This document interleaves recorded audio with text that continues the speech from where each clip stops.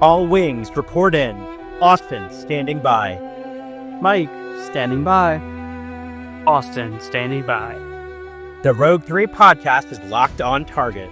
Whether it's movies, shows, books, comics, or more, we're going to be coming to you from a galaxy far, far away to celebrate all things Star Wars. Hey guys, welcome back to the Rogue 3 podcast. We're here today with part 2 of our favorite parts of Star Wars series, where we break down each Star Wars movie and tell you guys what our favorite parts of it are. Just as a reminder, there are going to be movies that we talk about that may not be your favorite. There's somebody's favorite, or there's a redeeming quality in it. Just keep that in mind as we're watching, or as we're walking back through these movies. Star Wars is awesome, and we love to talk about it. Yeah. So, last time we started with the prequels. We looked at Solo and Rogue One. So please go back and watch that episode. You certainly don't have to watch it before this. I'm assuming you've seen all the movies already if you're watching this show. But do recommend you go see the movies first if you have not before you listen to this. As I just think you'll get a little bit more out of it. And I guess away we go. We're starting with episode 4, A New Hope. Yeah, so we're going to go through The the OGs, the originals, and then Original. we'll talk about the sequels afterwards. So we're going to be covering 6 movies today, which is a big lift. There's a lot of Star Wars out there to love. And it all comes back to the original, A New Hope. And so what are your guys' favorite parts of A New Hope? It's kind of hard because it kicks it off to not just say the world building, but do you guys have something besides that? I'll say I think that's probably something we all love about it. You know, I think I don't know if this is kind of just a lame response. One of my favorite pieces of A New Hope is the simplicity of it. It's the spirit of it, which isn't a very particular item, but it has such a, for lack of a better way, such a spirit of hope. It's such a spirit of adventure, a spirit of optimism. Star Wars was much simpler back then. And although I love Star Wars, sometimes it's nice to just kind of flash back to the original movie where all there was this original movie. It's simple. I don't have to remember 10,000 different factoids about Star Wars, which I love to do. Of course, we all love to do that. But it's sometimes nice to just kind of watch it. It's almost like clearing your brain a little bit when you watch it. It's obviously it kicked off all of Star Wars. It's a very special movie. It's fun. It's just a fun movie. It's I think the simple fairy tale nature of it is why it's so successful. I think that's why everybody returns to it, because it reminds them of for children, it's like the perfect coming of age story. You're definitely going to identify with one of the characters, and you're going to latch on to it. But you're also, as adults, it reminds you of like stories from childhood. And so the simple Joseph Campbell hero's journey narrative is really that's a universal story type that we all know and love. And I think this mistake a lot of like franchises and stuff made that Star Wars didn't is it started off simple and over time built on top of it and like expanded the story, expanded the universe and everything. I think a lot of stories now try to start with the fully developed perfect everything, mm, and you just get bogged down in detail. Whereas A mhm. New Hope was the slice of life movie. I mean, there's obviously big stories and things, but it's like you're just taking a 3-day time period of a big story, and it's not really concerned with all the other stuff. And over No, time, we learned what all the other stuff was. and there's not like you said, a lot of movies, they try to give you a lot of details. There's like these little Easter eggs, which we love an Easter egg, but it's like, we're going to grow out this franchise out of this first movie. We're going to grow out this franchise out of this first movie. Even that, George Lucas says that he had a plan for all of Star Wars, whether or not that's true. I don't know. I don't know. I don't know. But I don't know what's in the man's brain. Either way, if he did, great job not, trying to broadcast future plans. It's very much a self-contained story. If you want to watch just one Star Wars movie, that's the one I recommend you watch. If you want to Mhm. watch just one, A New Hope. Self-contained, you'll get a whole story. It's a perfect beginning to Star Wars and explains perfectly all the different factions and pieces and belief systems. It shows you different perspectives. It's a beautiful movie.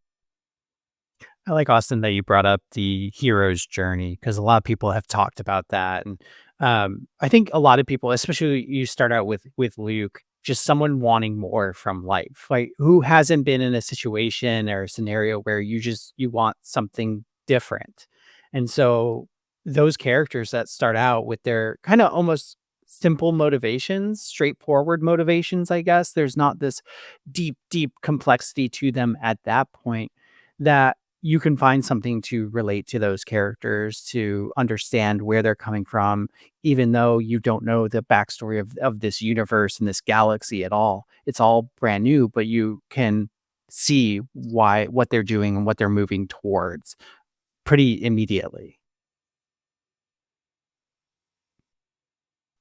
What about you guys? What's your favorite parts of episode 4?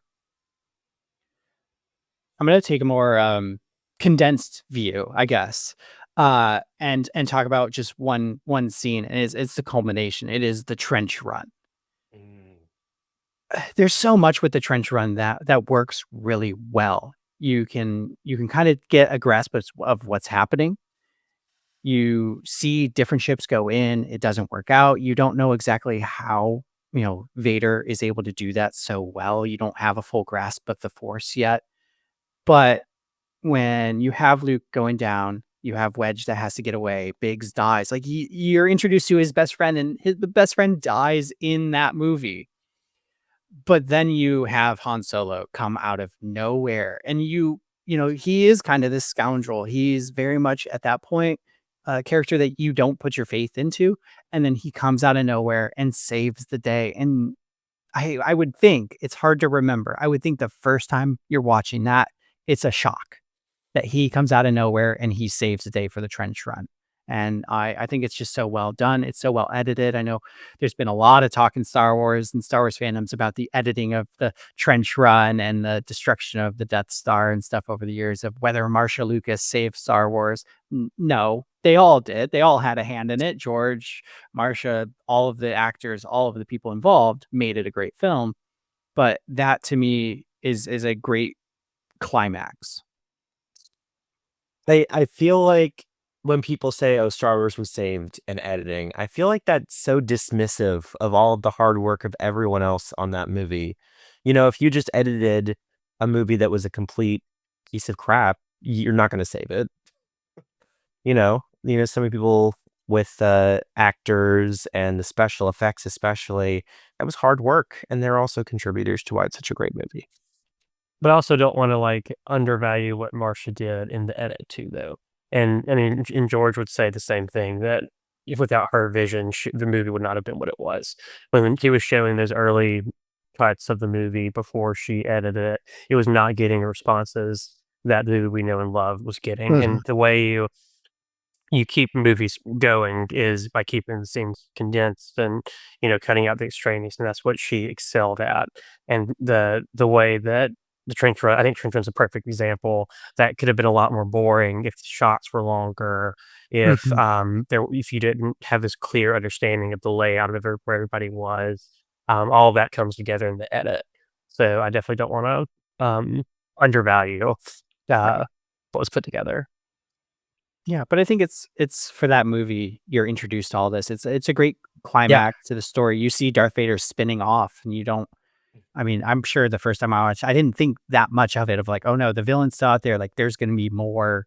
Something else is going on there. I was like, the heroes won. Like, they did it, and that's it. And Austin, like you said, it's a self-contained story. And that's the conclusion of it. We also be remiss to not mention, this gave us the X-Wing, which is our logo. Oh yeah, It's true. It is our and logo. yes, and eventually Rogue 3, which is Wedge. Yeah. Yay. Which is a different actor at the time, but it Yeah. doesn't matter. Yeah, doesn't matter, not important. Sticking with this theme of favorite scenes, my favorite thing from A New Hope is the rescue of Leia from the prison block and the Mm, trash compactor, that little scene right there. I think it just perfectly introduces you to Luke, Leia, and Han, who we're gonna follow over the course of these movies, and you just get, like, the perfect encapsulation of each of their characters. This is the first time all 3 of them are together, and it's so funny and has good action. You get Luke's earnestness when he like breaks into the prison, says like, "I'm Luke Skywalker. I'm here to rescue you," and you get Leia like taking charge and like just she's like, Mhm. "Okay, I'm out of here. I'm in charge now." And then you get Han, who he has such a funny moment with the he's talking to the people in the communicator. He's like, "Everything's fine here. Really, how are you?" How are you? And he shoots it, and he's like, "This is a boring conversation anyway." Like that's such a good like Han moment. It's probably might be my favorite Han moment. It's so funny, and Harrison Ford just does an excellent job there. But you also get like the introduction of the Han Leia dynamic. Mhm. Their aggressive, flirty nature, and then of course the whole garbage chute theme, which ties in R2 and 3PO into the mix as well. Uh, it's just a perfect little bit of film.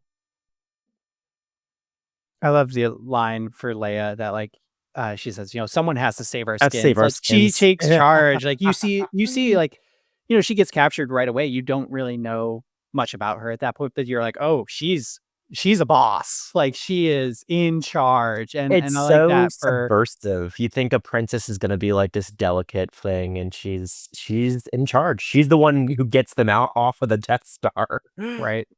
Yeah. She's also the one that knows, they let us escape. That was easy. That was I too love easy. I love that where she says they let us escape. I think it's one, it shows her understanding of the Empire and how they operate. Also her delivery. I don't know. There's something about Carrie Fisher's delivery of that line it's so matter of fact. Yeah, Yeah. it's almost like it's a really good movie. It's Right. almost like it's a really good movie. Like one of Maybe the we most should famous watch movies of it. all time. That's one aspect, like, we won't talk about it here, but maybe that's a future episode. We're just talking about the impact that movie had Yeah. on just Mhm. the cultural phenomenon that it was and still is today. Speaking of, beloved impactful movies, Empire Strikes Back. Empire The Strikes Back greatest indeed. the greatest sequel of all time, perhaps. That's an opinion. That's a way to look at it. I think It's a yeah, very commonly held I think opinion. it's very popular. So for Empire Strikes Back, I think my favorite part is the evolution of the Force. Because in the Mhm. in the first one, we don't really see what the Force does besides like kind of guides your actions, right? You use the Force, Luke, and we don't really know that much about it. You kind of it's a blink and you miss it moments, honestly, of seeing Obi-Wan move something in the background to distract the stormtroopers. You don't really see all that it can do. Empire changes that quite a bit with Luke training on Dagobah with Yoda. You hear a lot more of the mysticism of the Force, and that's probably my personal favorite part of Star Wars. Just the entire canon is the mysticism part, this deeper kind of mystery of the Force. And so seeing Luke training on Dagobah and Yoda talking about, not this gray matter, luminous beings are we, that stuff really makes the Force a much larger thing in my eyes and is the opening up of the mysticism of Star Wars that I really love. That kinda ties in perfectly to mine, which is my favorite thing is Yoda. And I think, like, what he brings to Star Wars, is that mystical aspect, and, Obi-Wan probably would have done it, had he not died so quickly. But Yoda, I don't think people really properly appreciate the risk that Yoda was, like, making an important character a little green puppet that sounds like Miss Piggy. Like, that's, like, a really big it's a really big swing to take there, and I know that, like, when they were filming it, they were like, "This is not gonna come together." But, like, lo and behold, it was perfect, and um, when you meet him, he's, like, this funny little character. You have all the funny little bits between him and Luke and Yoda and R2 and everything, him beating R2 with his cane, and, but then, like, it quickly becomes he's, like, the wise sage master, Okay. and he brings in that mystical aspect of the Force, so he does all the right, so many famous Yoda lines, probably "Judge me by my size, do you?" and "Do or do not, there's no try." Those are 2, like, the most famous, like, Star Wars lines you hear quoted all the time. Yeah, I think it's just a very fascinating choice they made that just because of like the how famous the film is and how old it is at this point. No, but I don't think people really like stop and appreciate what Yoda brought to that film and the series. I love that we still don't have a name of his species. That adds to Yeah, that kind of mystery aspect of him. And then, of course, with the Mandalorian having what was titled or called for a long time Baby Yoda because Baby of the Yoda. significance of Yoda, right? Like Yeah, that he has had a huge impact on the overall Star Wars story, and he's so long lived that he's in everything. He appears in the sequels, in the originals, in the prequels, in the High Republic, throughout. He's one of those characters that has tied all of our current canon stories pretty much together. And he brought one of Austin's favorite characters to life, Yaddle. Yaddle. Yeah. I love me some Yaddle. There would be no Austin loves Yaddle him some without you. Yaddle. Well, I'm gonna diverge a little bit from where you all were sitting. One of my favorite pieces of episode 5 is Bespin. Mm. And it's really the first time in Star Wars that we see kind of an elegant civilization, like an elegant city.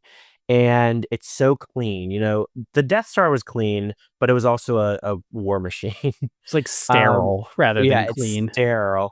Bespin, it's like it's almost like a prototype Naboo, where you have this there's a culture here, there's people just living their lives that we saw in the original movie, but in the original movie it was much dirtier. It was kind of the dregs of society.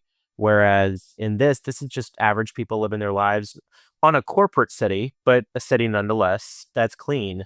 Um, I love how underneath it we have kind of hidden away the Ugnaughts, as if we're hiding away all the dirty things, and there might be dirtiness underneath Bespin, and it is, like I said, a business city, so I'm sure there are shady dealings there. But at first glance, it's very clean, it's pristine, it's beautiful. The view outside, one of the changes from the special editions that was absolutely perfect was when they added windows to Bespin, and they made it from being this claustrophobic hallway sequence to giving it life. It really breathes. Um, and I think it's brilliant. I love the dining scene with Darth Vader. I like I don't know, I like seeing an elegant dining room. It's nice. It's beautiful. It's beautiful. I think we should do it with the house. I like that in the Empire Strikes Back certain point of view. One of the characters they did a story on was the person who cooked the dinner for Yeah. that. That was my favorite one in the book. How'd that story go? He was. I remember he was a Deveronian, and I think he was just like, it was like a lot of pressure, and he's like, I gotta make this the best food ever made. He's like, how would we even make for a man that doesn't have a mouth? Like, Well, I don't think Darth Vader was gonna eat anyway, and he could have used like a straw. What is it? I think it's in like, is it in Robot Chicken or Family Guy Star Wars? Does he use a straw to get through? Did I make that It up? might be Robot Chicken. I don't That remember might it be in Robot Family Guy. Chicken. I don't remember that. Guess it's time for a rewatch of Robot Chicken. Yeah. that'll be an episode sometime too. We could do an episode on all of the different spoofs. Yeah, I would love that. I would love that, especially Spaceballs, with the new Family Guy, Spaceballs Robot coming Chicken. out. Yeah, I Yeah. think that would be good. Um, I do want to talk, like, I like Bespin seeing this like cloud city, this city, because we've always been grounded in Star Wars up to that point where you're on a planet surface. Like, yeah, Hoth is very different, like Tatooine, a full desert planet, but that's the very much the futuristic city, right? You Yeah. you see this futuristic aspect of it, and that's a very different look that we hadn't yet gotten at that point because we hadn't been in a major city like that. I think Luke also, at one point when he sees it in the vision, he says it's like something out of a dream. Mhm. It's kind of like clouds, like it's what you would think heaven would look like with these beautiful Yeah. clouds and beautiful civilization sitting behind it. Also, Bespin brought us Lando, and Lando's awesome. Yeah. Yeah. Brought some glamour to Star Wars that it needed. Oh, it needed some glamour. We needed Yeah. capes, more capes. Yeah. More capes. capes. Always more capes. More capes. Always more capes. Ed is wrong. Edna Mode Edna is wrong. Edna would not approve. I like that Lando wears like I think he was a cape. He was a cape in Empire, and he wears one cape in Return of the Jedi, and then in Solo, they're like, "This is the defining character trait." Yep. He loves Funny. capes. I think he wears a does he wear a cape in, Rise of Skywalker? He does. I No? think he does. He does. Well, Yeah, I'm that forgetting. would He have been Yeah. does. post Solo. Yeah, That, of Yeah, yeah, course, yeah. the defining yeah. character trait of it is. It is, it is. But I was just gonna say, I think it's funny when you look back at those movies and they did one thing one time and suddenly this is their character. Welcome to the Clone Wars being mentioned in A New Hope. Oh, yeah. All came from that. Yeah, yeah. Uh, That's another pro of A New Hope. It brought us the Clone Wars. yes. Yeah. These little things that, you know, build into something else. But I was gonna mention on Lando's wardrobe, I know a lot of people point out, and I know Family Guy talked about, why is he wearing Han's clothing Right. when they're on their way to Tatooine, and setting the stage for the next one, for Return of the Jedi. So Return of the Jedi is first off, it's my favorite Star Wars movie. Love it to death. Love everything about it. But I was having a hard time narrowing down. But my favorite part of Return of the Jedi is probably my favorite scene in Star Wars, and that is the finale. It's like the end scene after everything's happened on the Death Star, and everybody makes it back down to Endor. Um, just that whole scene is just perfect. I love, for me, just in general with like movies and books and things, if the finale is good, it's going to be my favorite.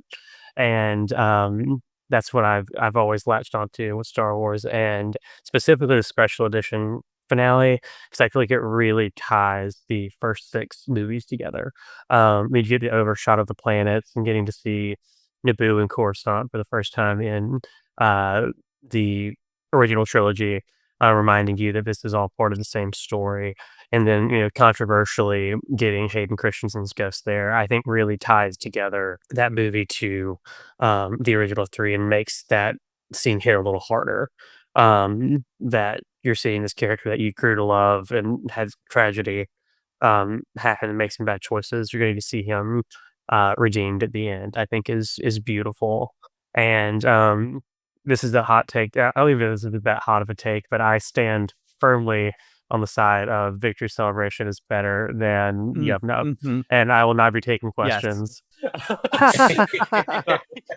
Victory Celebration feels like a culmin like, it feels like a sigh of relief after 6 movies of tension, that you can finally, like, relax a little bit. Yub Nub is just as I think Harris before called it teddy bear picnic. And so Which it's adorable. It's yeah, I adorable. love I Teddy love the Bear Ewoks. Picnic is adorable. You'll never find a bigger defender of Ewoks than me, but I just think that, Victory Celebration is a perfect piece of music.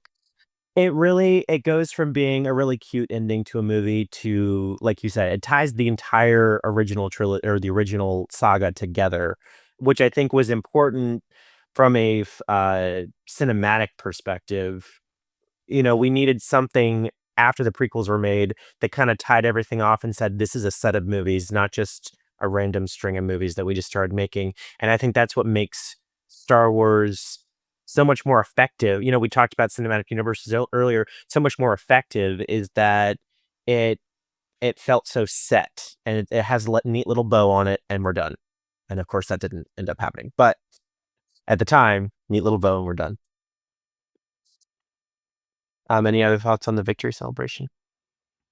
We've mentioned a few of the kind of special edition changes, and it's like a lot of those that are unseen or unrealized are really, really good changes. Like, yes, there are some that aren't my favorite, but like Victory Celebration and the windows in Cloud City and little changes like that really make that universe, make the movies feel a little bit more whole to me, because those were always the definitive versions for me. That's what that's what I grew up on was the special editions. And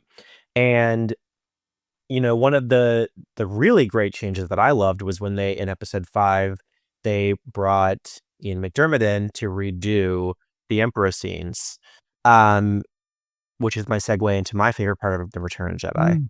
which is the Emperor. Um, he is such an iconic villain, and he just his air of importance is so prevalent in the movie. He's so confident, and he's obviously in charge, and everyone fears him. And it's really interesting to see. It's so subtle because he's this small old man, and we think, oh, he's so fragile. He's really not. He's confident and he's powerful, as we see at the end of the movie, during the Battle of the Death Star sequence with Luke and the Emperor. Um, and the only person who could really defeat him was Darth Vader himself. Up to that point, we really know so little about him. We Mhm. basically don't know anything. He's mentioned in A New Hope. You see him in one hologram in Empire Strikes Back, but then you get this kind of fully fleshed out character that oozes confidence, right? He's just like, go watch all of your friends get destroyed. Like you think this was your plan? No, this was my plan to draw you here and cause your ultimate downfall. Uh, Or when he's like, use your weapon. He just sits there and he's like, just do it. Just do it. Kill yeah, me. Do it. Try it. yeah, Just do it. right. I think it's interesting because if anyone who when these were coming out, if they read the original version of the New Hope book, it presents Palpatine, the Emperor, very different, and he was called Yes, sir. Palpatine at the beginning. It presents him almost as this manipulated figure who Yeah, Yep. is like a figurehead A for an puppet. evil Yeah. empire that's backed by a Borg, basically. right. And Return of the Jedi retcons that. And I think that's kind of interesting. Everyone always complains about Star Wars retconning itself, or it's been retconning itself since episode 5. Star Wars loves to retcon itself, and that's okay. It's just giving us a new perspective on it. Um, the Emperor, it turns out, was the puppet master, not the puppet himself. Mhm. Which I think makes him even more interesting. He's really in the shadows, and we don't see too much of him. He's the villain of the whole original trilogy, and he only appears at the last part of the movie. I know he appears a little bit in episode 5, but not really. Um, he really appears at the end of episode 6, and it's so believable that he was the villain all along. Everyone complains in episode 9 of, oh, the Emperor just came in out of nowhere and he was the villain. Well, the kind of happened in the original trilogy too. The Emperor appeared in episode 5, I know, but he, you know, he wasn't originally the overarching villain when the first movie was made, and he just appeared as the overarching villain in the final movie of the trilogy. Yeah, you're right. Vader and Tarkin in Right. episode 4 were really the bad guys. But I think more than anything else, the prequel trilogy really made Palpatine a much better character. Like Oh I think Yes. if you take anything from the prequels, is that it really makes you hate Palpatine all that much more. I think he just takes him from being like generic bad guy to being like, oh my god, this is like crazy insane, like all the stuff that he did to get to this point. yeah. And that he was and it makes Vader's sacrifice and Luke's attempt at everything make it have that much more impact. Yeah. He's the ultimate puppet master. And seeing one of his puppets take control finally after years of being beaten down, and comics have added on top of that, and other books have added on top of that, of how in control he is at that point, that it does make it a huge sacrifice, a huge move for Vader to actually do that. Mhm. Well, and that's the nature of the Sith, you know? You're always gonna Yes. overthrow your master. And Palpatine was, as all of them were, he had too much hubris to believe that it would never happen to him. Mhm. Right. Yeah. It's so Well, funny. It's so funny that it happened to everyone before me, but I'm good. Not me. I'm gonna live forever. I'm gonna live yeah. forever. Yeah. Yeah. Well, talking about one villain, I'm gonna swap and talk about another villain, because my favorite part of Return of the Jedi is Jabba the Hutt, and more specifically Jabba the Hutt, the palace.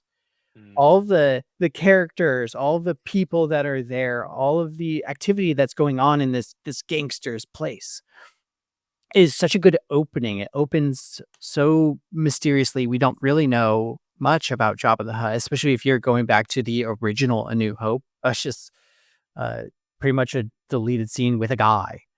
But then Return of the Jedi you actually really meet him for the first time. You get to know this character and all of these people in his palace. And jumping on board the we'll talk about special editions. I love Jedi Rocks. That is the song that is so iconic to me because that's the one I grew up with. Joe Wowza is hilarious. And I won't deny that I would rock out to that if I was there. I would be enjoying that scene.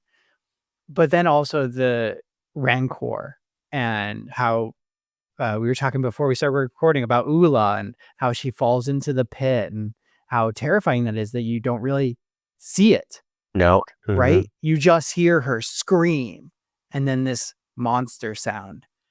All of that set piece, all of that build up to what's going on inside that palace is just so phenomenal. And it's such a great way to open the movie. I love it. Yeah, that was always my favorite scene as a kid, was I loved everything Jabba's palace, and, I've never been a big Lego kid, but when I was a Mm. kid, the one Lego set I wanted was the Jabba palace one. That's, like, the one that I actually, like, built. I love That was a that good Lego set. set. That was a good Yeah, Lego it was set. great. Um, I think we would be remiss if we didn't mention, everyone's favorite Salacious B. Crumb, Jabba's little monkey Yes. friend, Yeah. with his iconic little laugh. Yeah, there's just so many cool aliens in that. It's very similar to the Cantina, where it introduces so many new alien species that we see, um, going forward. And of course, let's not forget the beautiful, beautiful Snice Noodles.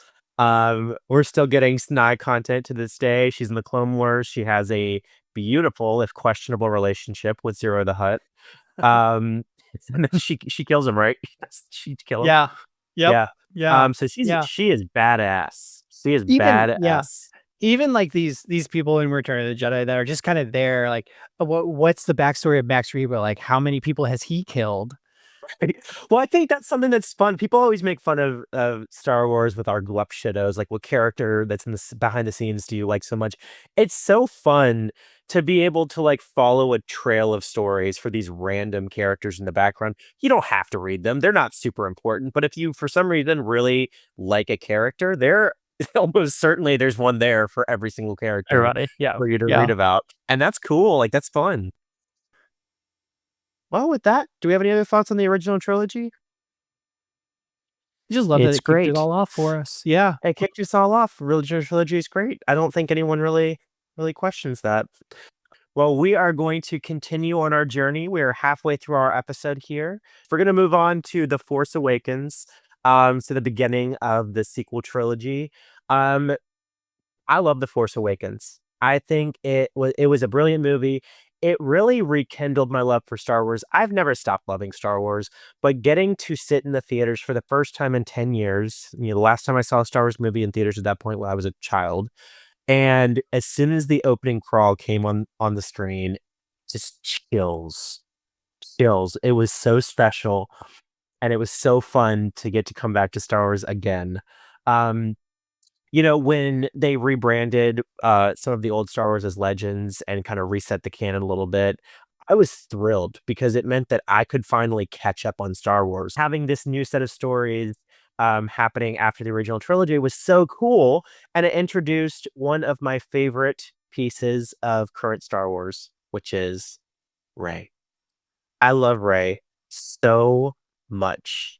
I there's something so cool. This movie really sets up a lot for Ray, and the later movies subvert that a little bit and then flip it again, and it kind of goes back and forth.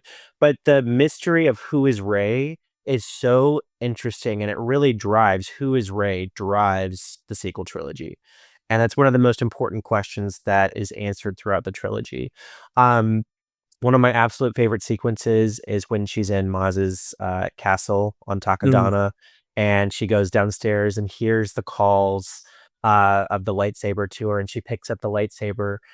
I think it's so interesting, we don't really have a firm reason as to why the lightsaber was calling her, but the Force was calling to her because she was the next to step up and lead the light. And I'm very excited to see how they continue to do that in future Star Wars content. But that scene with all the flashbacks and all the mystery of The Force Awakens is one of my favorite parts. We have so many questions that we're asking. It was so fun to sit and speculate on those questions, and think about where they're gonna take Star Wars. So I love that. And I love how they took some old dialogue and mixed it into those flashbacks. That was really cool. I knew I should have had a backup. I Dang knew I it. should have had a I'm backup because sorry. I'm sorry. it's okay. It's okay. Let's talk about Ray for a while, though. I mean, Ray's Yeah, it's not really, awesome. yeah. Yeah. Yeah. Well, so I had written something a little bit more specific, Yeah. but looking back on prequels and originals, we can look at music that is so iconic, whether it's Battle of the Heroes, whether it is Imperial March, like these songs that are so iconic. And frankly, for me, sequel trilogy, there aren't that many songs that really stand out, but Ray's theme does. Ray's theme, I think, is the top song to come out of the sequel series by far. And with the introduction of the character, with what she's doing in that Star Destroyer, I love that. And I think Mhm. this song has like a kind of a delicate beauty to it. That's And Oh, so it's that to me is my favorite part from The Force Awakens is yeah. Ray's theme. so this tying into that, this is one of my backup answers, so I'll have something that's not Ray to talk about too, but, Ray's the scene that we first get introduced to Ray's theme is the introduction to Ray, and I wanna say that scene is almost, like, 5 minutes long, like, watching Mhm. Ray in the Star Destroyer, watching her go back to the village and No interact, dialogue. no dialogue at all, and I think it was Right. really ballsy to put, like, a 5-minute dialogue-less scene in this highly anticipated movie, Right. that has a lot going on, but I'm so thankful they did because, I mean, it really tells you everything you need to know about this character, and you see where she Mhm. lives, it establishes the planet Jakku, you understand what a scrapper does, and more importantly, you understand, like, Rey's character motivation, you understand, okay, she's been here a long time She's because you see her counting on the marking. wall. Yeah, she's counting the days she's been there. You see her where she's scrubbing the part, and she sees the old lady that's been, like, sun weathered and everything, and she's, like, thinking, like, "Oh, that's gonna be me one day." Like, you're getting, like, okay, so she, has a desire to get off planet, but you see some, like, conflict around that. Yeah, so I think, I mean, that seems just, like, perfect filmmaking, and it's definitely a highlight of the film. Um, Moving away from Rey, my favorite character introduced, in the sequel trilogy is BB-8. I Mm, love BB-8 so much. It's really hard. C-3PO and R2-D2 are, like, so iconic. Like, possibly the most iconic things to come out of Star Wars. They had their own TV show. They were so iconic that George didn't really create new good guy droids in, the prequels. Right. He just used R2 and 3PO again. Um, so for them to come in and make a new droid that I would say is uh, equally iconic. Like BB-8 is super beloved. mhm, You can still find BB-8 merchandise, and um, he's. I think he's very emblematic of that movie. For Mhm. Force Awakens in particular. They really milked the visual of Ray and BB-8 like walking into the sunset together at the beginning. mhm. Um, and he's That's so how the trilogy funny. ends too. Yeah, is BB-8 and Ray together. Right. But he's so funny. The scene where now the scene where it's Ray, Finn, and BB-8 on the Falcon, and he needs. Do you think it sums up? Because I always interpret that as a middle finger. Oh, really? Oh, I always thought it was thumbs up. I'm gonna have to watch it I again. won't want to watch it again. I love how much Ah, emotion you can see Yeah, from him in that scene. He doesn't have any yeah. lines. He doesn't even yeah, have a face. You can yeah. see so much emotion, and they do such a good job creating a character for a droid that can't speak. It's kind of like Yeah. with And he's not. R2D2. And he's not R2-D2 though. Like they No, are he's different not. They're personalities. different. It would Right. have been Very very Very easy to different. make them the same. And he gets along, and he just visually looks so perfect Yeah. next to 3PO and R2. Like he's just a Yeah. little perfect piece of iconography that movie made. I know Ryan Johnson said in all the press tours for Last Jedi, everybody asked him like, "What did J.J. Abrams tell you?" As like a piece of advice for making this movie. He said, "Use more BB-8." He said everybody loves BB-8. It's so funny when Star Wars has these iconic cute characters like Grogu. Mhm. Like a cute character really drives Star Wars. It drives merchandise. More cute characters are always a good thing. George always said, "Dare to be cute." Did he really Yeah. say that? Mhm. I Yeah, love that. Dare to be cute. yeah. Cute is what brings people in. I mean, everyone loves cute. Well, Right. some people didn't like And, Ewoks, but I like them.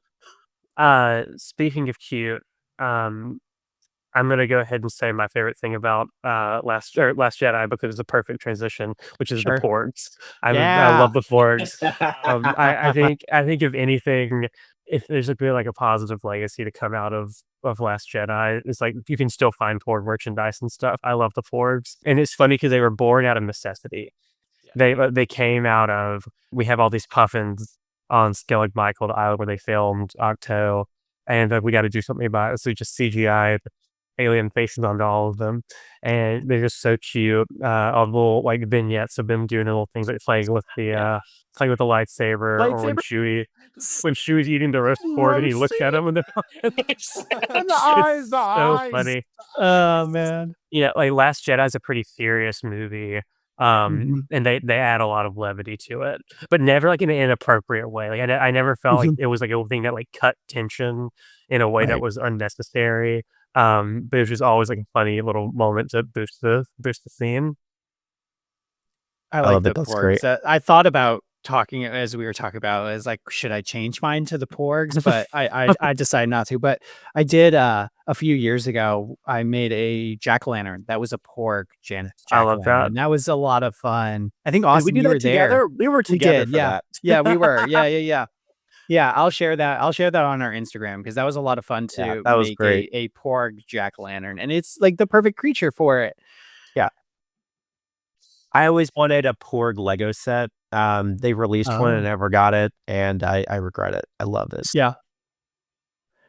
For me, the Last Jedi is easily a top 3 Star Wars movie for me, and a lot of that is due to the mysticism of the Force Mhm. that I talked about earlier, why I like stuff with Empire Strikes Back and Dagobah.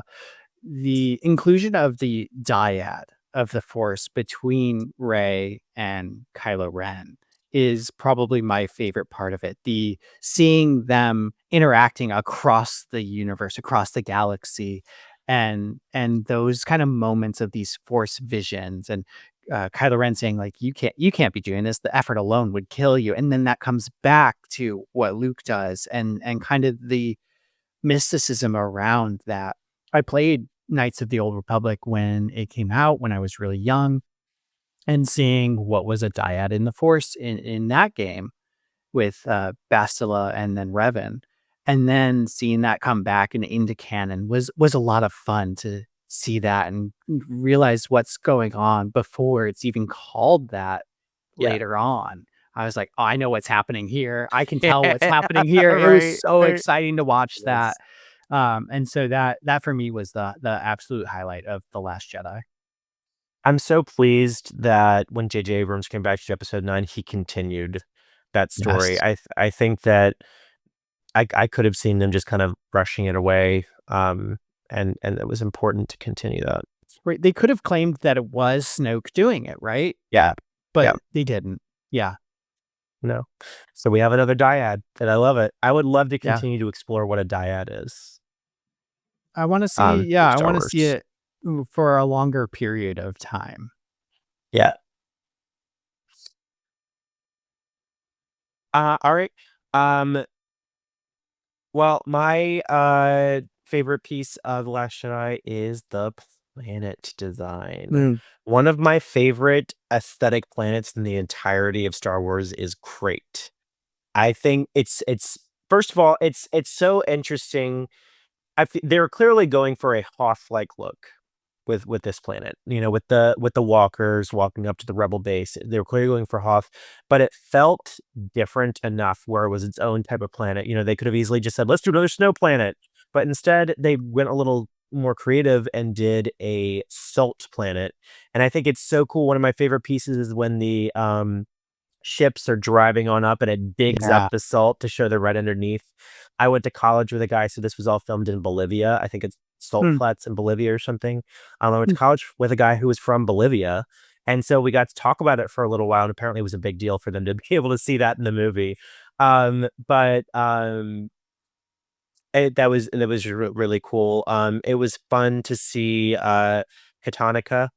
It was fun to see a what was supposed to be a beautiful casino city, and it really, Austin, now you and I had talked about this before, where it looks beautiful, but it feels gross.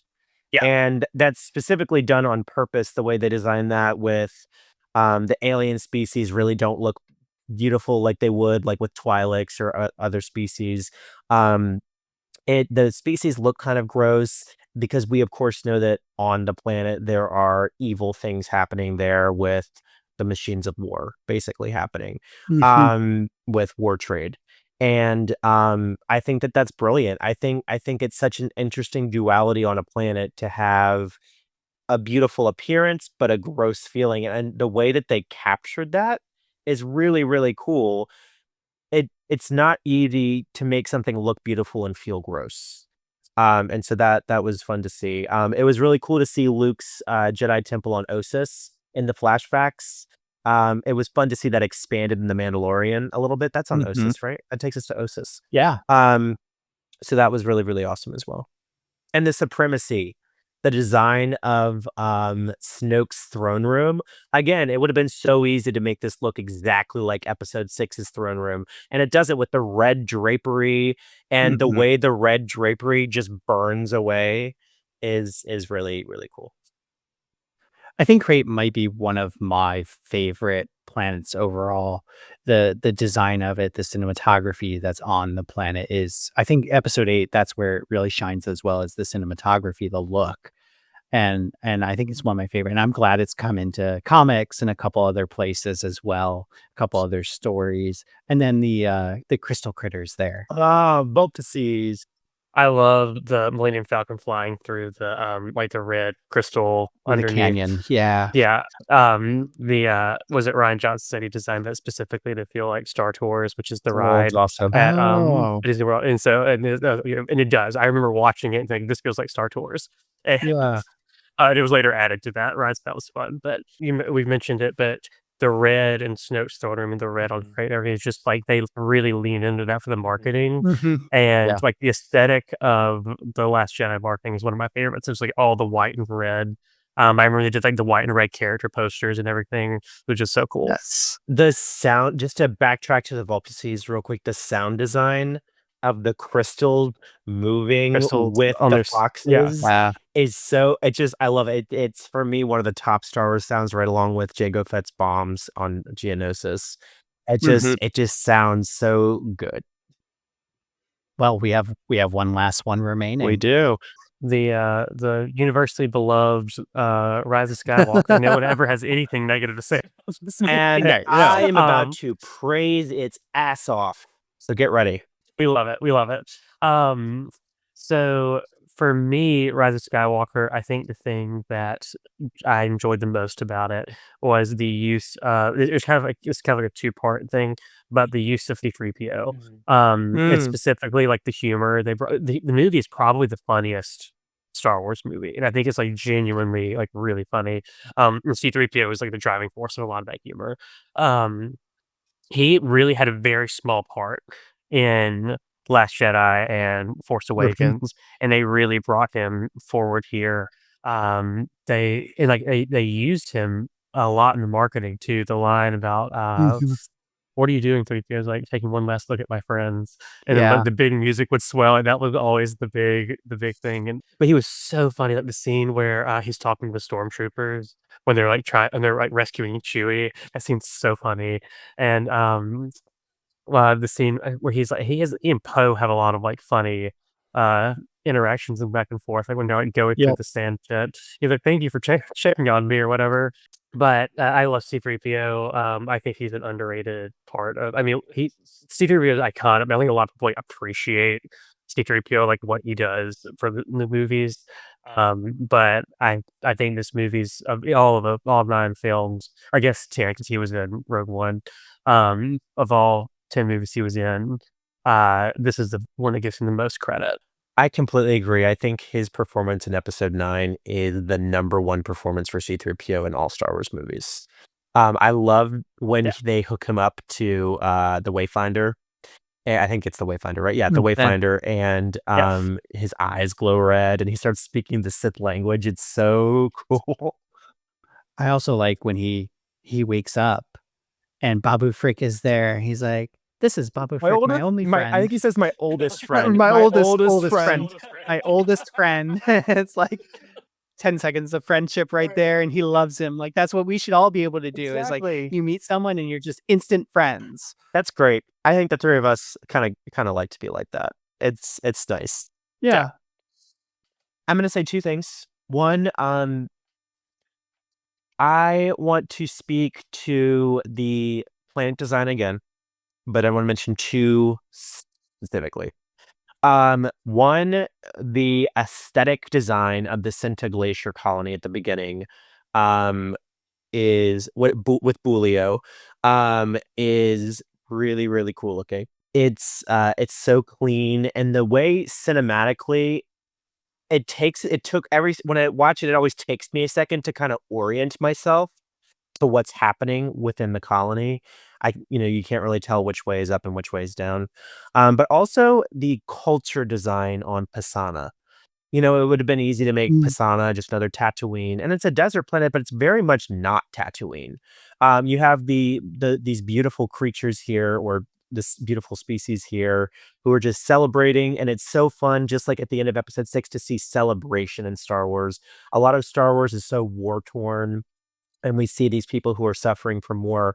But at the end of episode 1, end of episode 6, and in this part of episode 9, we see all this celebration, and it's terrific to see different cultural depictions of how a celebration would look, whether it be Yub Nub with the Ewoks, or what was formerly Yub Nub, or the way the Aki Aki, which is the name of the species on Pisana, celebrate.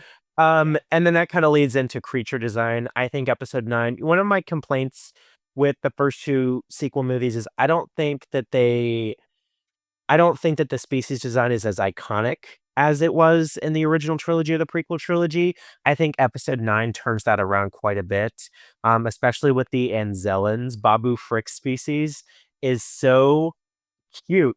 I love it. I put them up there as one of the top most cute species in Star Wars, but also the Bestunians. So Ochia Bestoon. Um, they're creepy, and it's always fun to get a creepy looking Star Wars species who's actually creepy and not just creepy upon first look. I like that Ochi has become part of the Darth Vader comics and Shadow of the Sith, the book, that he has had a much more expanded role in the overall story going back to between Empire and Return of the Jedi, and that he's involved with Vader and the Emperor and all of that. So I like when these characters get placed into different stories, and Star Wars does a really good job of doing that. I would love to see more with the Aki Aki and see something else going on Hisana. Something that's always Yeah. fun in Star Wars is when we get cultural development. It's kind of like with Andor, with the Gormans. We have this really cool culture, and Andor does it exceptionally well with building a culture for their Mhm. main planet there. But it's fun to see it on Pasana too, and I'd love to see them continue to develop cultures like that are different. Um, so hopefully we'll see some books or comic books depicting them in the future.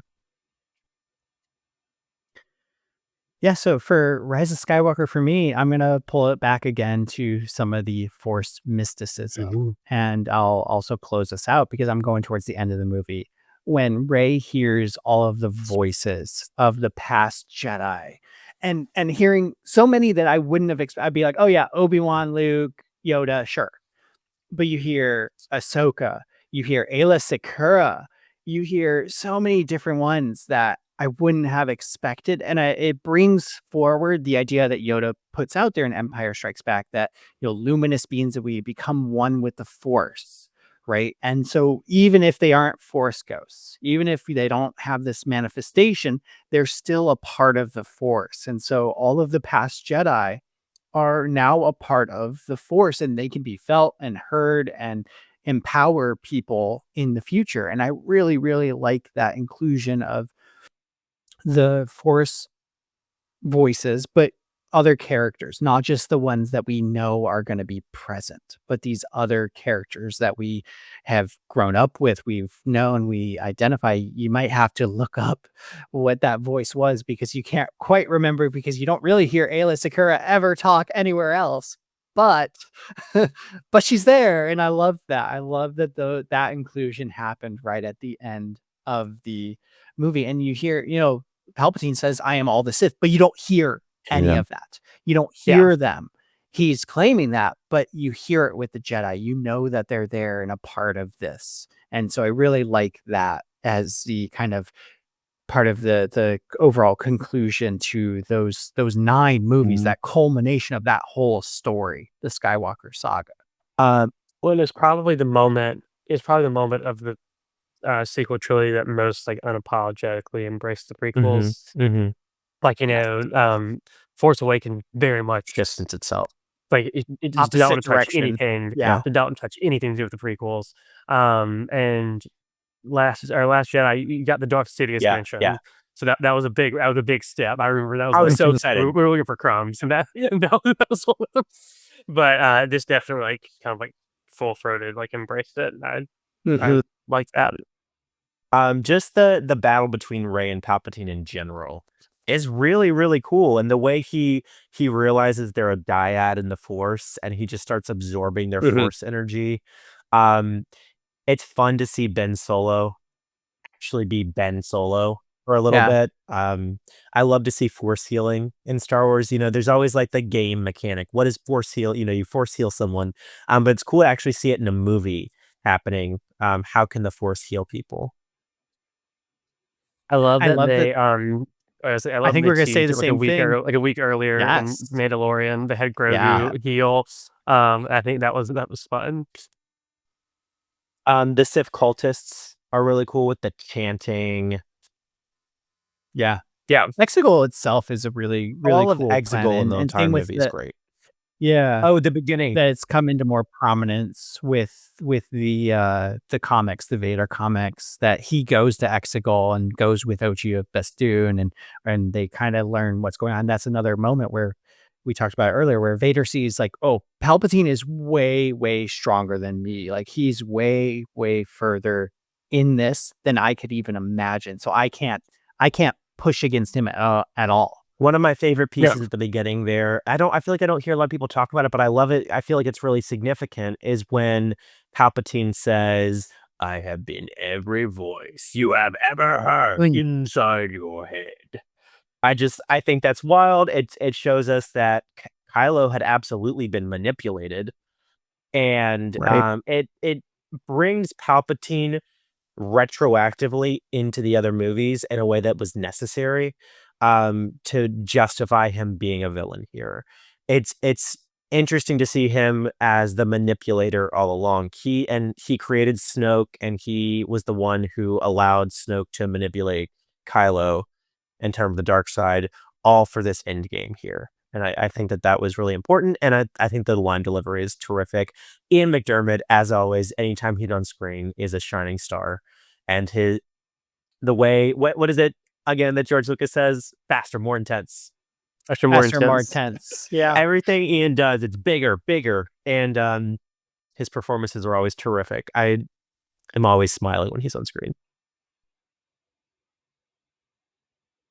Yeah. Well, I think that wraps up what all of our favorite things from all 11 of the movies. As we said in the last episode, we'll be talking about the Clone Wars movie eventually, but Yeah. we held off. We just wanted to do the live action movies. But that's all of our favorite things from all of the various Star Wars films. And so hopefully you share some of your favorite things with us, either leaving a comment or just reaching out to us. We love hearing from people that are listening to us. So let us know, what are your favorite things from your favorite movie or your least favorite movie. Let's celebrate Yeah. the good and the best, but also let's find the good in the things that we just don't love as much. There's got to be something good in it. Right. All right, guys. May the force be with you. Thanks everyone for joining us to talk about the galaxy far, far away. You can find us on Instagram, Blue Sky, YouTube, and TikTok as Rogue3 Media. We look forward to talking with you at the next rendezvous point.